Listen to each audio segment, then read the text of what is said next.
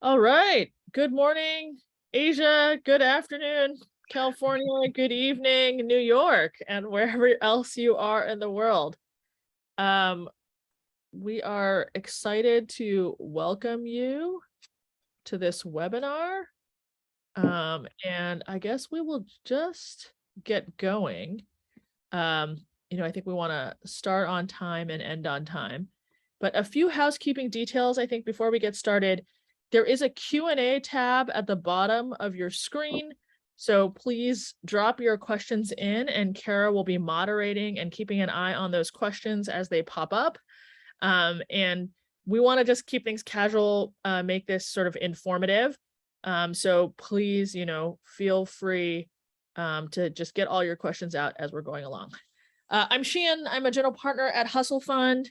We're a pre-seed fund, and we invest globally. Anything that is North and US or Singapore Incorporated, we will definitely take a look at. And I'm really excited to have a dear friend, an old colleague, and compensation guru joining us. Meghana, are you gonna show Okay, your I can put up bio my slide? slide. There you are. No. There we go.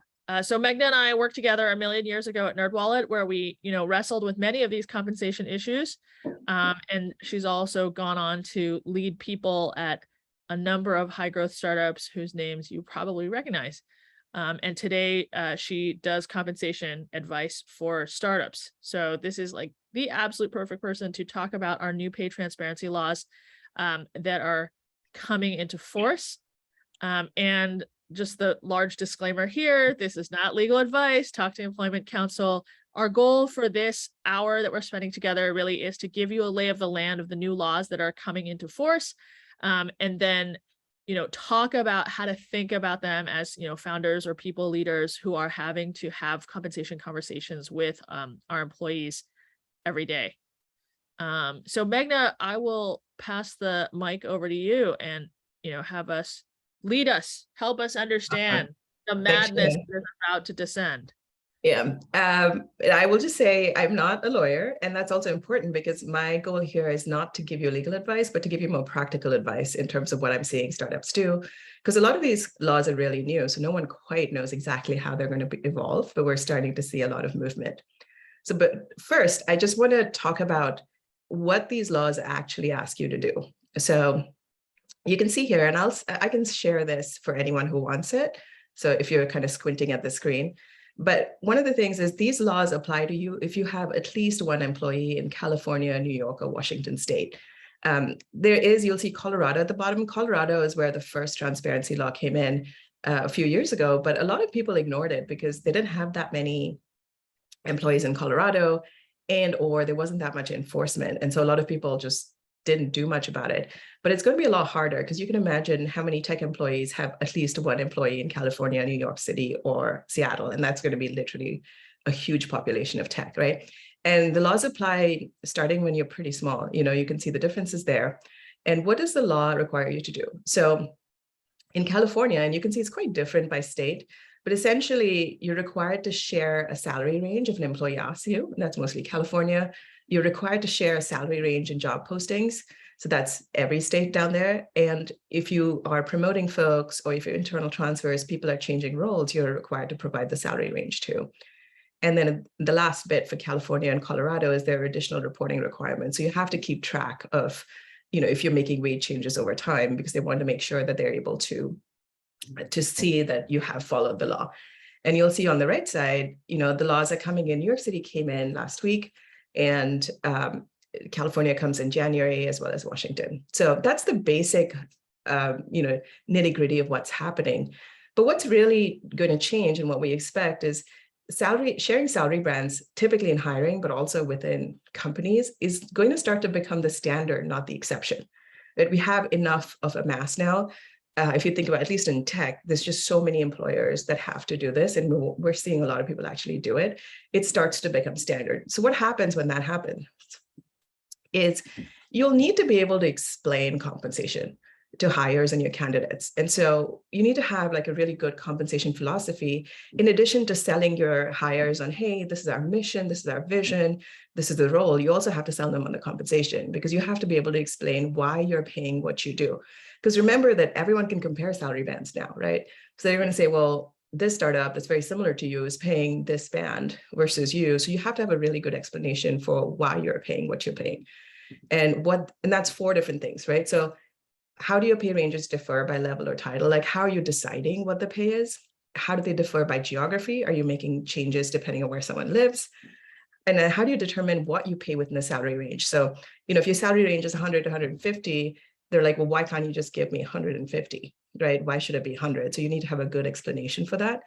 And the last bit is like how or why your ranges might differ from other companies. So you're going to see more and more people will have that data, and they're going to start asking questions. So it's not so much that, you have to fundamentally change how you do salary, but you have to have a pretty good explanation for why you do what you do. So that's what I would say is a huge change. Really quick question, Meghana. Are these, those numbers that you showed on the previous slide, are those only for full-time employees or also part-time employees?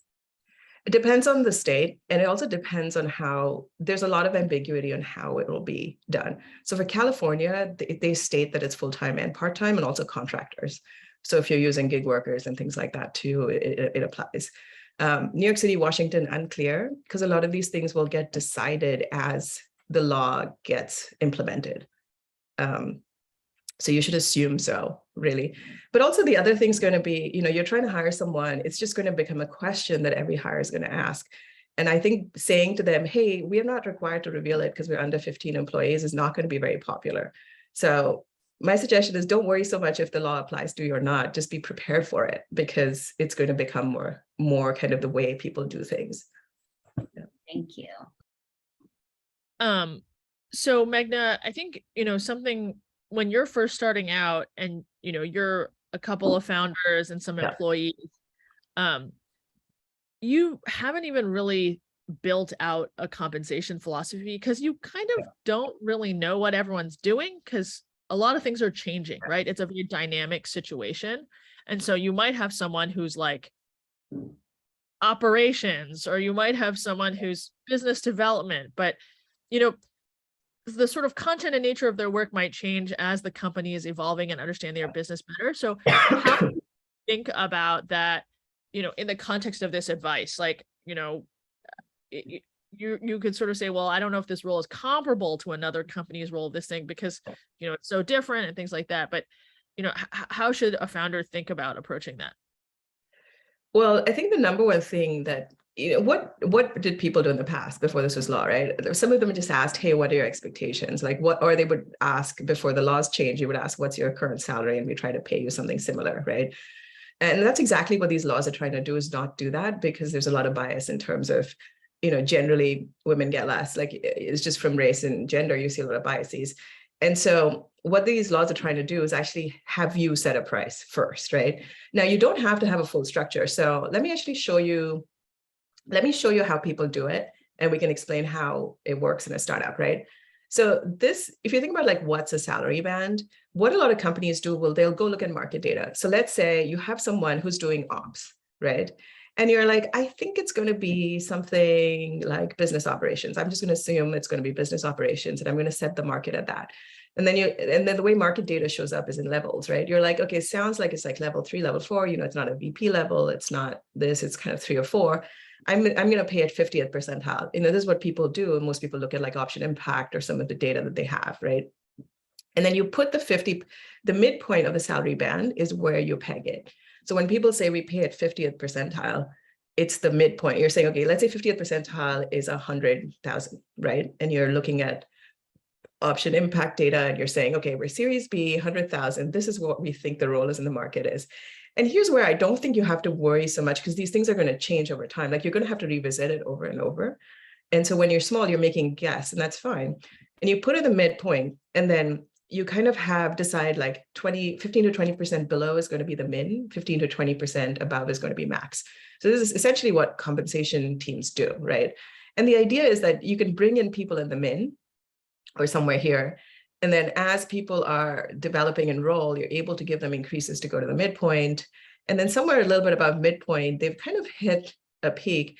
And then either they get promoted or the salary band changes, which also happens quite a bit. In a startup, you're like, hey, we just raised a lot of money. We're going to kind of like, we're bringing in different sorts of talent. We're just going to change our salary bands, right? And so that might change for them. It's very rare that you pay someone at the max because, and I'll show you why, because when there's no more room to grow, right? So if you're a startup and you're like, I have 3 people, I'm bringing in a 4th person. How do I make up a salary band? Just pick one and make it up, like 15% below, 15% above. That's fine. You don't have to get it exactly right. What you do want to get right is an understanding of whether you're meeting that person's expectations, right? You're having a conversation where they're like, oh, they're like, well, 100K is just, me getting paid 80 to 100K is just ridiculous. And either you're selling them on like, what is the value of their options or their total compensation, or you're kind of change your band because you're like, okay, actually the person that we're hiring is probably a little bit higher level. You're just you kind of can play around with it. It's not like there's not a right answer for this, but the right answer is you need to kind of have a consistent way of thinking about this, right? Did that make sense, Shane? Yep. That's and as you helpful. get bigger, you'll have like a structure like this where you have levels, and each level have a salary band. And what happens, you'll see they overlap, in which they do. And these are choices that you can make. And these are kind of the choices that I advise a lot of teams on, is like how many levels to have. Like, having 13, 12 or 14 levels is what like really large companies have. That's overkill for a startup. Like, you don't want to do that. You want to kind of go, you still want to have 6 to 8. You never want to have anyone at the top levels, because even your head of marketing is not going to be your VP of marketing. And if they are, you can just promote them and pay them more. Don't start there because you can't come back, right? So it's like setting up the compensation structure. And that's like a whole other webinar, which is like how to think about making these choices, is part of what is part of the work, is part of the philosophy. It's like, how often do you want to promote people? Like, if you want to not promote people, you need to have a little bit wider range, so there's room for them to have compensation increases. If you look at large tech, a lot of what these salary bands have done is they force you to get promoted in order to get a big compensation increase, because the band kind of limits you. So there's a lot of ways to choose, and you can choose different things for different functions and different things for different types of roles and different things at different stages, and all of that. You can set that. But if you're a startup, all you need to do is you need to have like a basic structure where you're like, okay, I have 3 groups. I have engineering, product, and design, and I might even pay them all the same. I'm like, in the start, I'm not going to worry about it. I'm going to have like a business team, and that's about it. And maybe a sales team where you start to talk about variable comp, which is different. Don't use bands for sales teams. We should talk about it. That's a separate webinar. And so you just have it, and you say, I'm going to have the 6 levels, and I'm going to sort of decide on titles. And I'm just going to kind of pick one and say, hey, I'm going to try to get this person in at level 3, right?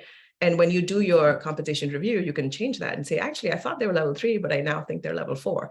Like, that's the conversation you need to have with the employees. And that's kind of what you need to learn to do which managers don't typically learn to do until they're much, much in a later stage. Is you have to be able to explain this to your employees and candidates. So I'll stop there for a sec. Awesome. So Meghana, I know you do a lot of coaching of first-time managers who might be hiring for the first time and having to face these compensation conversations. Yeah. So maybe we can like role play some of these conversations, like how they might go, and you coach me kind of on how to handle them. Okay. What is the situation? Yeah.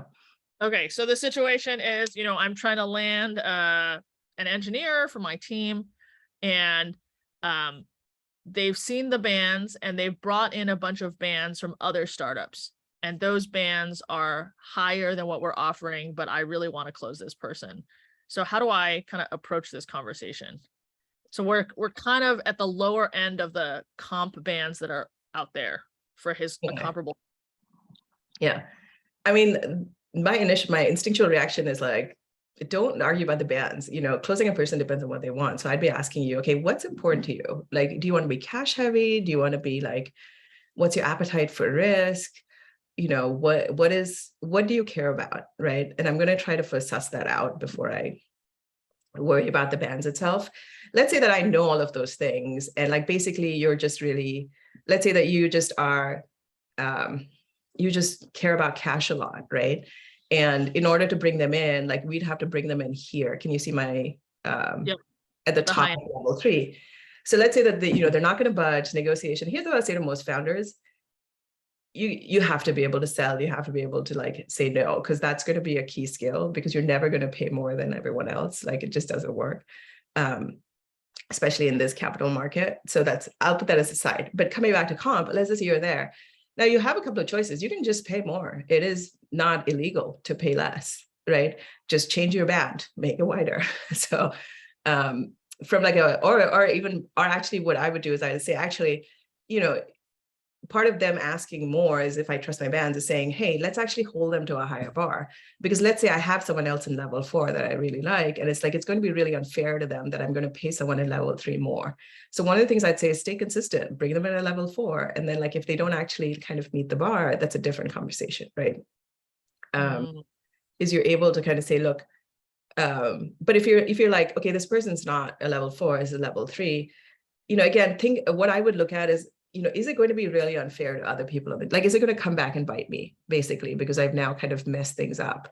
And this happens all the time in startups. And actually, like, I'm glad some of these things come in, because it forces a little bit of more conversation, as opposed to just saying, okay, this person wants a bit more. Yeah, it's over the band, whatever. I'm just going to close it. And then I come in, I look at your comp and I'm like, wait, why is this person getting paid 2 times this other person that you tell me is your star? And like, you're now paying this person who's underperforming twice as much. And that's literally the most common conversation I end up having. And then we end up having to like I end up having to come in and fix that your first head of people is going to do that. Don't do that. I think like people respect a lot more. One conversation I've used quite a bit is, I tell people, look, this is my band. Like, if I were to pay you this, I'm just going to be unfair to like 6 other people. I'm just not going to do it. And it's like, can I meet you in different ways? Like, can I meet you with more equity? Can I meet you with, it's like, I really want you. I think you'd be great, but I also have to kind of honor the way we've set this up. Right. Yeah. And really push. And then sometimes I come back and say, you know what? We just changed our band for you and people love it. I've done that. One of the things is that I actually, when I was at Loom, and if you remember, 2021 was kind of an insane compensation market. I actually decided that we would share bands with people. So you would always know your own band and the band above you. And it went a long way in terms of trust with candidates and employees, because it's like the compensation was crazy. And I was like, look, this is our band. We'd love to have you. And I can get you up to halfway up the band, but I'd be really screwing everyone over if I did that. I would just say it. And actually worked more than you would. It worked better, frankly. Because what people want to know is that you're being fair, that they're not getting cheated. I think this fairness is a really important point. And so I think a flip side of that is, okay, the laws have come into effect. Now every employee has the right to request their bands. Okay. They get the band and they realize they are at the bottom of their band. So they now know that there's all these other people who are being paid more than them. And, everyone has their own opinion about the quality of their colleagues' work and whatnot. Yeah. And so they come and they're like, why am I at the bottom of my band? And you may not have had a cycle before. You might not have had a very formalized review structure. How do you kind of handle that conversation? And I do see one question from Brandon, and we'll take that right after this. Okay. I would say it's kind of the same conversation around performance, right? Because what I would say to them is, I would say, look, when you're at the bottom of the band, it just means that like, it doesn't mean you're doing poorly. It's just that you're developing in this role. And for you to come to the midpoint, like, here's some of the things that I would need to see. Now, hopefully that's true, that you've actually gone through and said that, as opposed to saying, oops, sorry, you should be at midpoint. Because actually, if you do that, it also like kills trust, where like, okay, if I ask, I'm going to get the raise, but if I don't ask, no one watch it. So I think it's important for you to kind of go through and do a cleanup and say, you know what, I actually think that like, it's fine. And this is a cleanup we do all the time, which is like, I go through, when we go compensation review, go through and I talk to managers and I'm like, hey, look at where people are positioned in this band. Is that fair? And then they change it, right? Because when you first hire, you're going to make assumptions. Because the other thing I would say to this person is, look, when we hire, we make assumptions around like what your experience is and what you bring to the role. And in the first review cycle, we fix it, right? And our assumption was like, that you're going to be developing in the role, you're getting used to the company. But when we come to the review cycle and we see that actually, no, you're actually doing a fantastic job and feel like you're showing mastery of the role, then we will move you to midpoint. So we would do the cycle twice and say, if we made the wrong assumptions, we'll fix it, right? Now, it doesn't always work because everyone's like, no, just pay me more because you can't like lower my salary. Because the other thing you want to think about, what these salary bands do, and which founders hate, is it actually really limits your ability to like, quote unquote, pay for performance. You can't just be like, I'm just going to raise your salary 2x because I think you're great. And it's amazing how often that happens, especially when, startups hit a milestone and everyone's really grateful for this person to do that.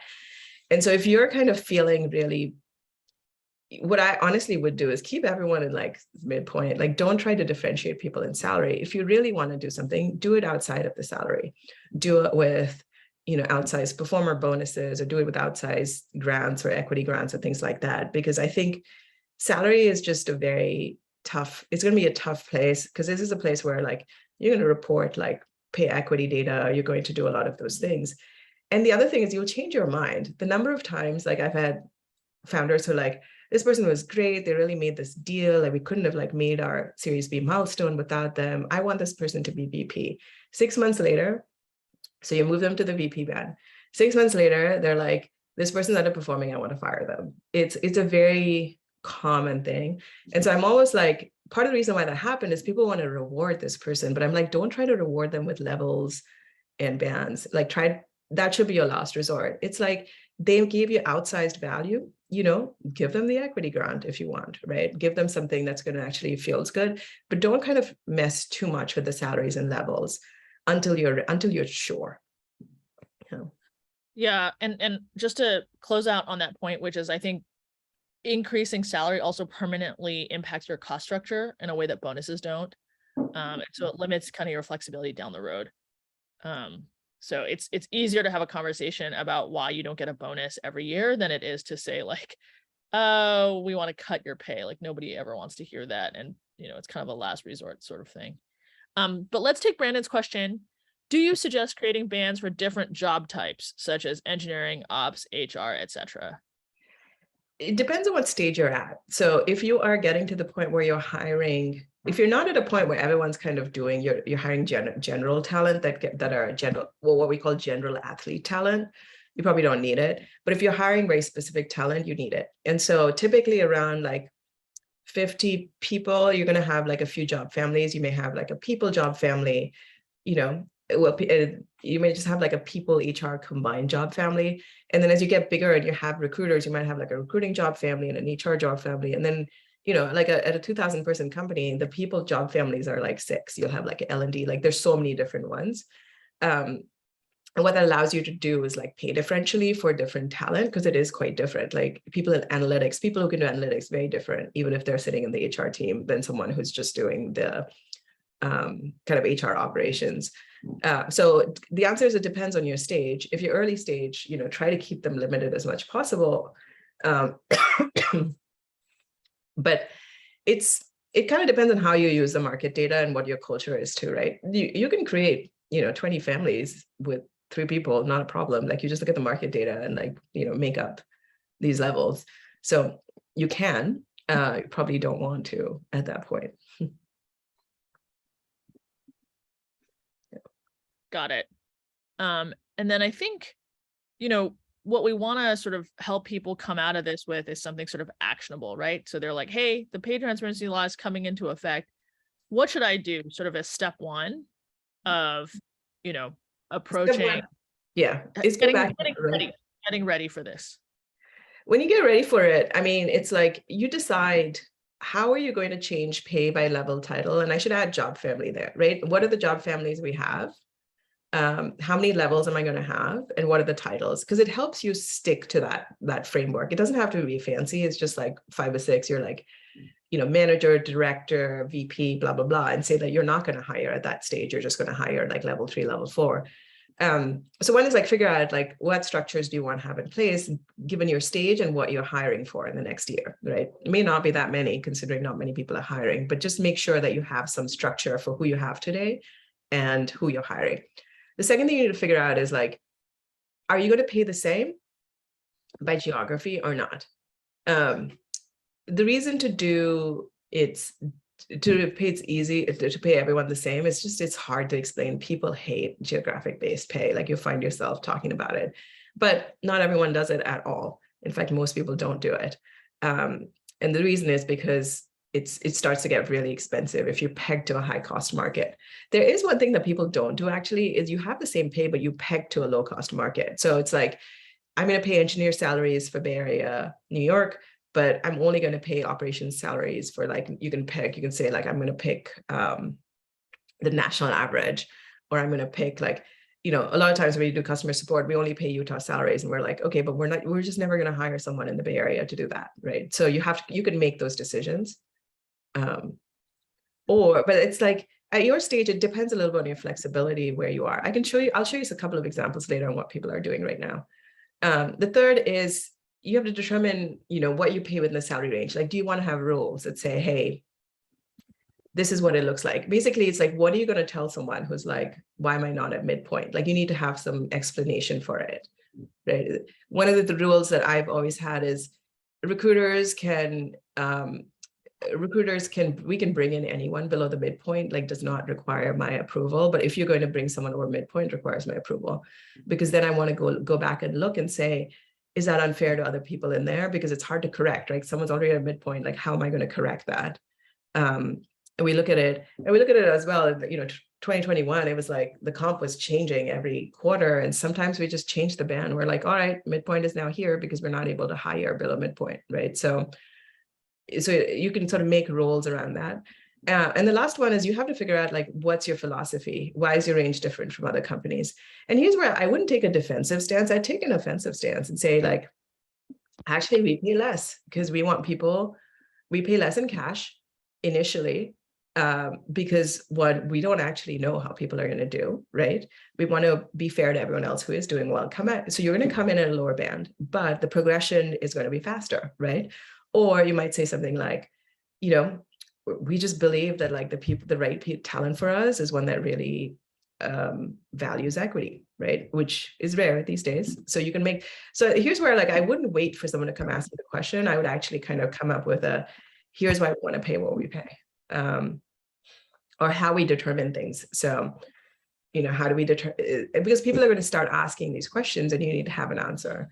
Not just a black box. So it's like, figure out what your box is. Got it. And we have a question from Jasmine. Is there a source for market data salary ranges that you recommend that is startup specific?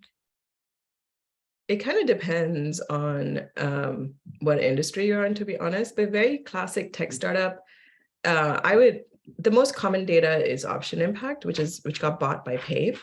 So it's one thing to notice it's not that there's no data that's going to be perfect. You have to, like, figure out how to use it. And then note that the equity numbers are too high, because you're also going to see, like, refresh grants and things like that. So that's the most common, because it's free. You can get it if you pay. You can kind of upload your own data. That's the one I would suggest, to be honest. Yeah. Got it. And I think on this topic of equity, does equity have to be shared as well, or is it only a cash salary that has to be shared? Not equity. So I think California is going to require what they say. It's unclear, but what they are looking at is, like, what do you pay out on the W-2, not what you say you did. So things like bonuses will show up. But again, the law doesn't require you to pay everyone the same. You can pay differentially by location, by experience, by performance. You can do all of those things. You just have to have a structured approach that, leads someone to believe that it's those things and not because of race and gender. Like, that's the law. Like, the only thing you cannot differentiate on is, like, things like race and gender and disability and things like that. Got it. Right. And how do you handle, I guess, large differences in geography? I know many people run distributed teams. So not just in the US, but with international teams. Like, these are US laws, so I don't really have to disclose them for my international team members, but my international team members can see what their US colleagues are getting paid. Yeah. So how do you think about handling those conversations? Oh, this is such a sore point for every international person. There's two things that I always I would say the more you're doing proactively, the more you're going to build trust, which is you're like, this is the US pay, this is the same level, this is pay. And the way I just tell them is like, look, it's US pay it's like every country has its own social contract, right? Like US pay is like based on cost of living, but also like based on no employee protections, right? You can't just like fire people in Europe, without paying a lot of severance and things like that. So you're not comparing apples to apples. It's different. The other thing you want to watch out for is payroll taxes. I actually went through at one point and I was like, okay, let me do the math for you, which is US payroll taxes are like negligible. It's like, under like 5%, under even for most states.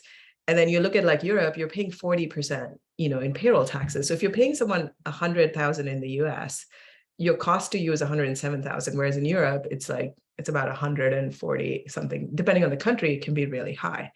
And so 140, 150. So there's a lot of education to say, look, you can't just like compare just the number. It's different. Like, it's just, that's not how it works. And then the second thing I sort of tell them is, look, what's fair about it is, if you, and I had one person who hated this, and I said to them, look, move to the US and I will pay you US pay. I will sponsor your visa. I will pay you US pay. That is fair. But then if someone moves to like New Zealand, I'm going to pay them New Zealand pay. And that's what you have to kind of be careful, because sometimes engineers are like, oh, I want to go work in like Brazil for 2 years. You can't make US pay. Well, you can, but then you're kind of being unfair. But I think you need to have a structure for like how you determine pay, and then how do you actually set pay. It used to be, if anyone cares, like you can find, GitLab used to just put it all out in the open. They've sort of gone under covers, but you can still kind of find it, where they just did everything as a percentage and it was transparent. And that's pretty much how most people are doing it. So it's going to be harder and harder to find startup that's willing to pay US outside. There's a few that were trying to do that, but now with the again, with hiring demand going down, I think that'll be less of an issue. Yeah. Got it. That's a really good point about the payroll taxes. And yeah, it's a very emotional reaction, and you have to kind of like walk them through it and be like, it's just and exchange rates matter too. Like it's like you're taking the hit for the exchange rate, and the exchange rates can be pretty stark, especially in the last couple of years. You think of like Euro versus US, it's been, it's gone the other way too. It's like there's a lot of things people don't realize, and it's like you can't just like compare those things apples. They're not the same. Got it. Yeah. So okay.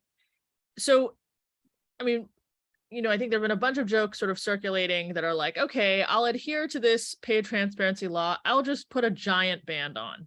Yeah. Basically, like no information, right? Why might this be a good or bad strategy in my job descriptions? So, if you're following the rules, like how much, it's still unclear how much enforcement of these rules are going to be there, right? So it's like, you could do that. I think there was one that like I saw, it was like 0 to 2, it was something like 100K to 2 million. It was like completely meaningless. You can put meaningless numbers in there. You're not the big fish. Is someone going to come after you for those meaningless numbers? No. Like, and also the enforcement is they'll first send you a letter that tells you that gives you a chance to fix them before they fine you. So like, there's you don't have to do it. But here's the thing is like, you're trying to hire, and what messages you're sending to like people, your talent. And I think like talent that has no options, they won't care. They're not going to push you. But like talent that has options will push you. So this is where I think like, it's not putting your best foot forward. Like people want to feel like they're working for someone that's open and trustworthy, right? So, I would suggest, I did it even before pay transparency, and it was really great because like it reined in like all sorts of misbehavior by like recruiters and managers, because it's just like, look, you want to give this person like 120% of band, like you're gonna have to explain it. So it actually does force people not to be not to kind of mess with a lot of these things. Yeah. Got it. I do have some frequently asked questions, both for hiring and internal compensation, which let me know the right time is, and I can kind of go through those as well. Yeah, let's do that. Okay. We've talked a lot about hiring, and I think that makes a lot of sense to people. I think I personally think the harder conversations are internal. Yeah. Because you kind of already have something in place that you may or may not have thought through that clearly. And so now you're going to have to process these conversations, even as you're trying to clean house a little bit for your hires. I'll go rapid fire because it's one thing I do want to point out is what are people, like the New York law says, it's like, what do you reasonably expect to pay this person? So if you put something like 0 to 2 million, that's not a reasonable expectation. So they could come back and say that's bullshit. But what a lot of people are doing is they're not sharing the full band from the min to max. They're sharing, a lot of companies you'll see are going to share min to mid.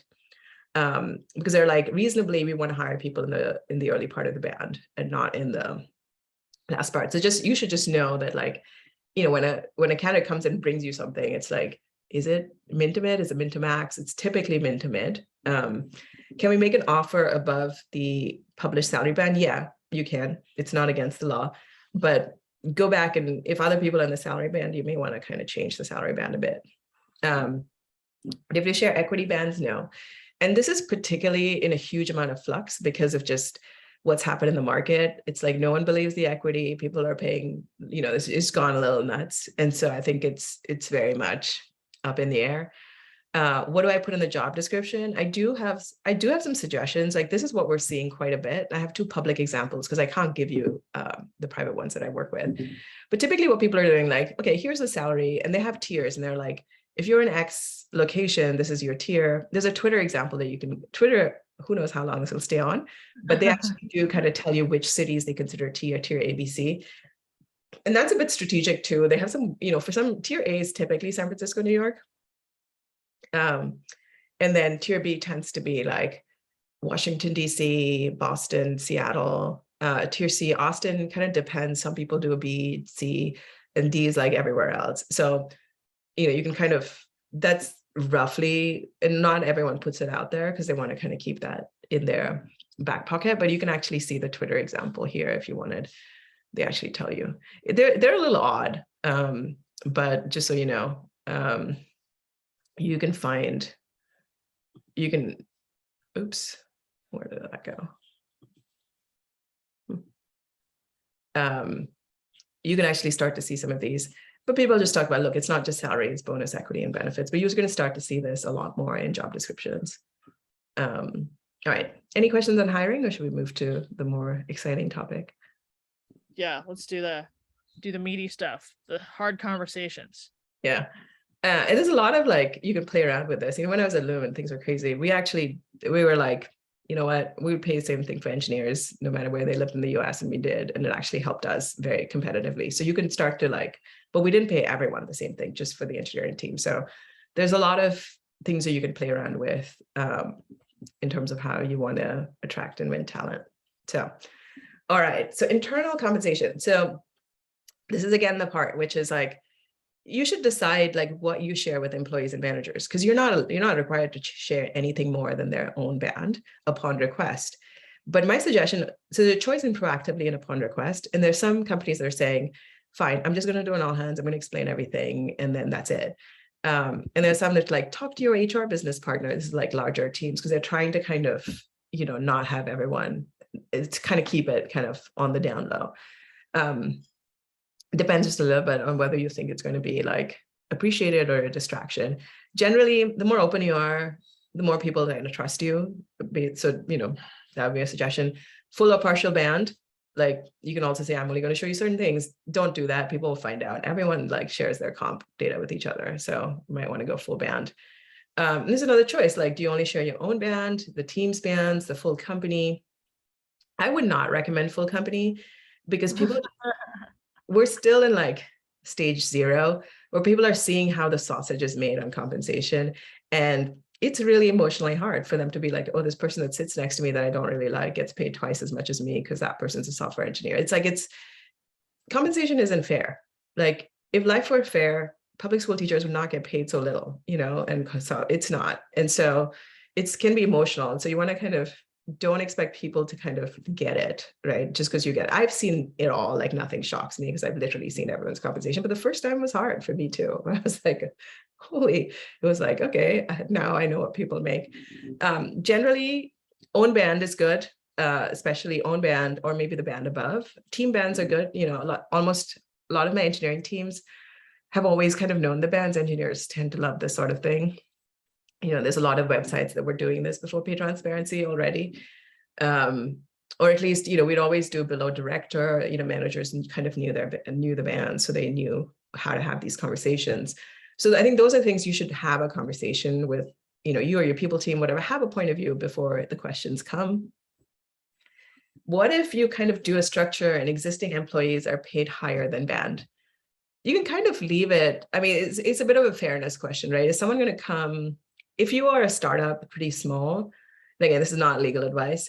If you're Google, this is a problem. Every large tech company has gotten sued for compensation successfully. So go look it up, literally every single one. This is one of the most successful places where people for employees to sue tech companies. So generally tech companies try to kind of keep this, you know, that's why band structures like exist. It's like, don't mess with this. Don't pay higher than a band. If you're a smaller company, it's unlikely anyone's going to come after you. But if someone finds out, then they're going to, you know, if an employee finds out, people will just stop believing the bands. They're like, what is the point of the band if people are getting paid above the band? So if you need to make the band wider, usually what I would suggest is like, you know, if they're doing well, try to get them in the next band so they're actually like consistent, you know, and that's what you should do anyways, provide that title progression. Sometimes I've had the conversation with people where I'm like, look, we thought you're going to be level 4, but you kind of came out level 3. We're going to cut your pay. That's in this market, you may get away with it. If the person really respects the manager, then like that can be a very successful conversation. But it takes like a good manager to do that. And then what if existing employees are already paid lower than band? I would highly suggest you kind of bring them to the bin at least. Yeah. And this is, you know, I've been incredibly busy trying to get a lot of companies up to, and this is literally the work that we're doing. It's like, okay, let's create the bands. Let's put them, like, let's look at market. Let's create the bands. Let's level people. Let's see who's off. Let's try to get them in. This is 100% of the work that I've been doing. There's a lot of people who are like, oh, do I need to go get a compensation tool? Which is a big question. Those tools actually take a lot to implement. So I would actually suggest do it in spreadsheets initially. You know, we're doing spreadsheets for companies that are as large as like 3,000 employees, just because the tools actually, like, you need to get all this in shape before you implement a tool. Like, you need to have a point of view before you implement a tool anyways. You kind of have to do the work. And a lot of the tools are not ready. They don't automate a lot of these things. And if anyone has a startup idea, don't, because there's like literally 25 tools in the market working on this right now. But yeah, they're all kind of catching up as well. So I'll stop there. Any questions? What is the most common mistake you see people make when implementing bands for the first time?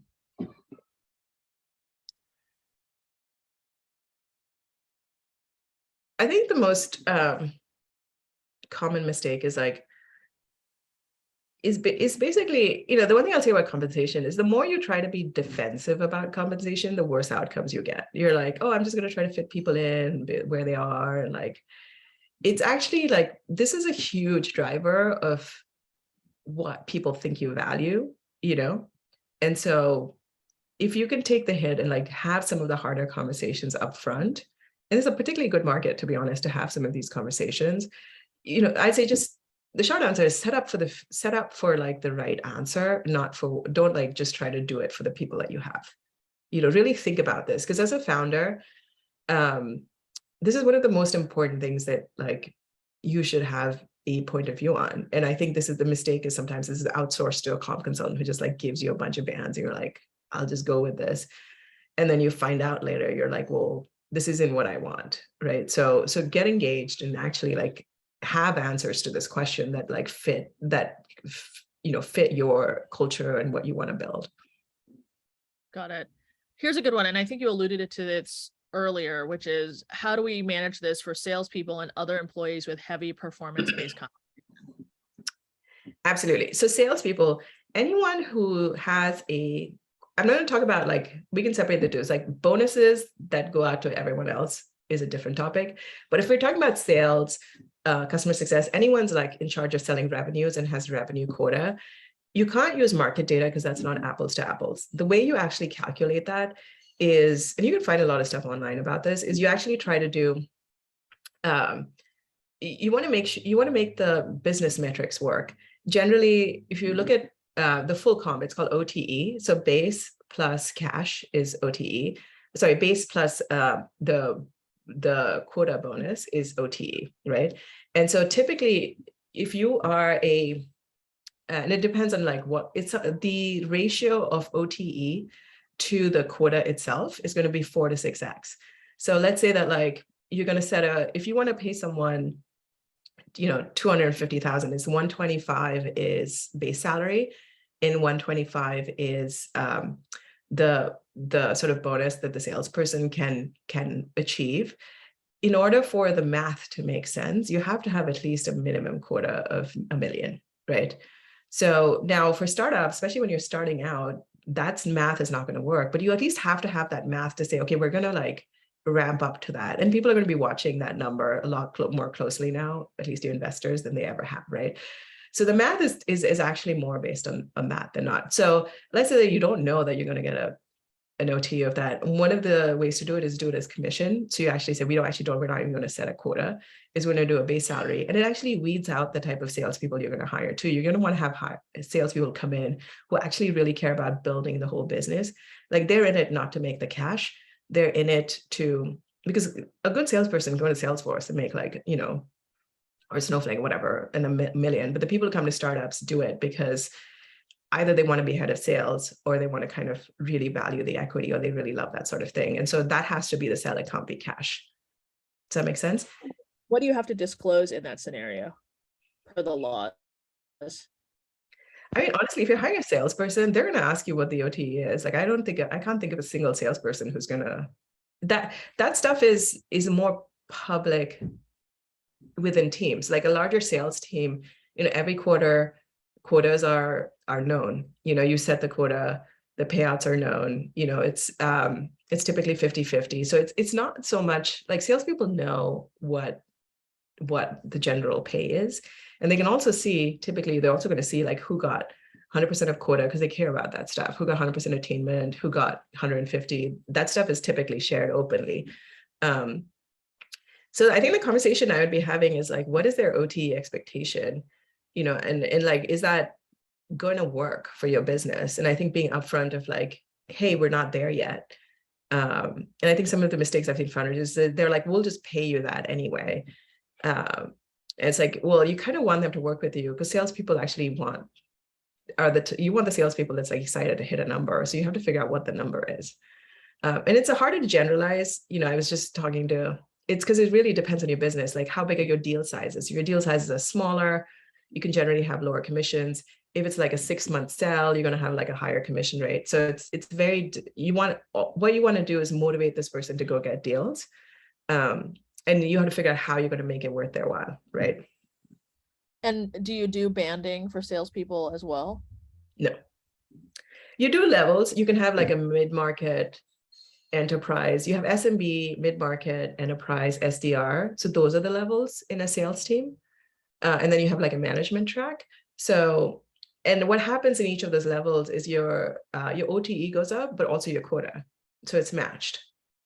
So your SMB person should have a smaller quota and a smaller OTE. Your mid-market should have higher, and salespeople kind of go up the chain if they're interested,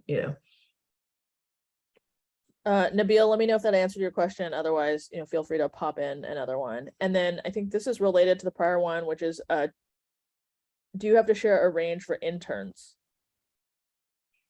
This is sort of like related to contractor part-time question. If you have a job posting for them, yes. Like I don't see why they wouldn't qualify. But it's very, very common to pay interns exactly the same number because all the interns talk. This is like, I can't think of a single intern program where we pay differentially by intern. So pick a number and pay them all the same. Yeah. Okay, so there's a question on, clarifying the OTE.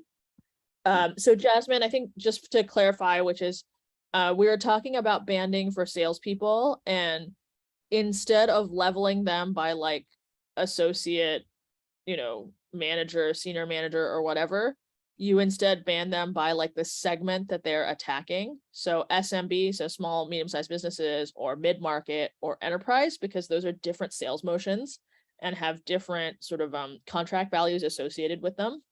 And so the OT, I think it's on target earnings is what it stands for.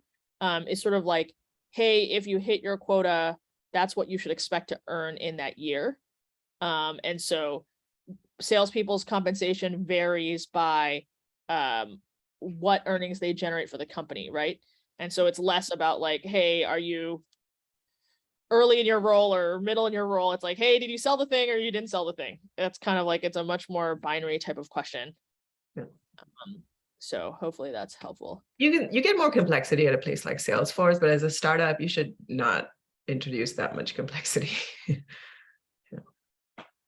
Would salespeople ever be compensated by a percentage of their deal or always commission?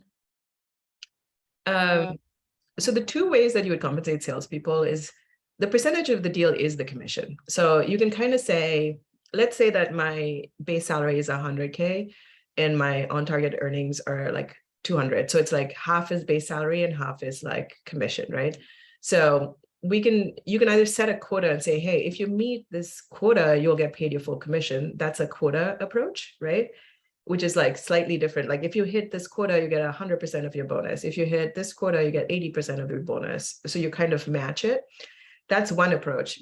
The other approach is a commission that say, look, we'll pay you 100K, but whatever you sell after a certain amount, usually you cover the 100 and say like, if you're going to make, more for us, we're going to just pay you 15% of what you sell. Let's say that's like to make it easier, let's say we give you 20% of what you sell.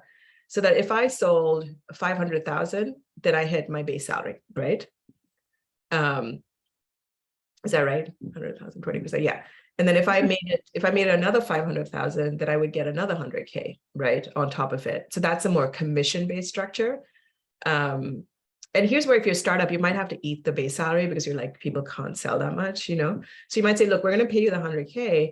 And then in a commission for every sale that you make, you get 15K or 18K or 20K on top of that, right? So you can set it up as a commission structure. And generally, like, I would advise you to do that if you can't set a quota, because it's really hard to set a quota. And then you can do all sorts of fun things with it, where you're like, hey, if you sell, 100K, your commission's 15%. If you sell 200K over that, your commission's 20%. Because typically what people would try to do is make the reach targets very attractive, because that's what you want them to go for, right? And those are called accelerators and multipliers and things like that. I won't get into that, but you can absolutely do a commission structure, and it's pretty common with startups, because you just don't know what people can sell, right? You're like, maybe 0, maybe 100, who knows? So I'm just gonna like incentivize you to get a share of it every time. Yeah. Awesome. Well, we're coming up on time, and so I just want to make sure everyone got their questions answered. So don't be shy, throw your questions into the Q&A tab. But I think as a like brief recap, for folks who might have joined us late, right? I think, the key things that came through for me is, hey, like, pay transparency laws, there's sort of a legal requirement, but really the important work is as a company to think about your compensation philosophy. So why do we pay what we do, so that we can have, straightforward and transparent conversations with prospective employees and current employees on why they're being paid what they're being paid. It's a very emotional topic, and so you need to like sort of understand that and sort of meet it head on, proactively thinking about the outcome you want to drive, rather than being defensive around like, I need to fulfill this legal requirement. How do I get out of this as easily as possible? And that, I think something that we don't necessarily always talk about is that in this market, it's actually a great market to have some of these harder conversations, because there isn't as much of the froth, shall we say? And I think people are a bit more open to listening to, why they're not being paid as much as they think they deserve. But I think it is a universal truth that everyone thinks they're underpaid. I've never met anyone who thinks they're overpaid. So I think that's something that we all always have to grapple with. And then I think starting to think about banding is really useful.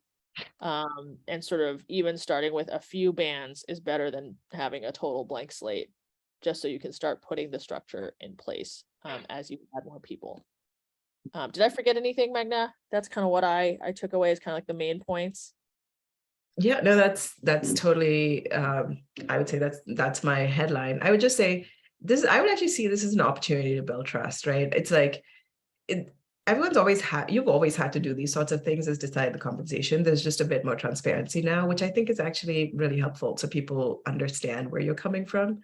I think just the important thing is like, is writing out your language for it. Like, what is the structure and being consistent? And I actually think I'm excited for what happens. Next year, I think will be up and down where people are still trying to figure this out. But I actually think this is a great movement for like the long term, where we're just more open about like what we pay and why we do. It shouldn't be a black box. Yeah. I cannot wait for paid transparency to come to Asia. That would be a real,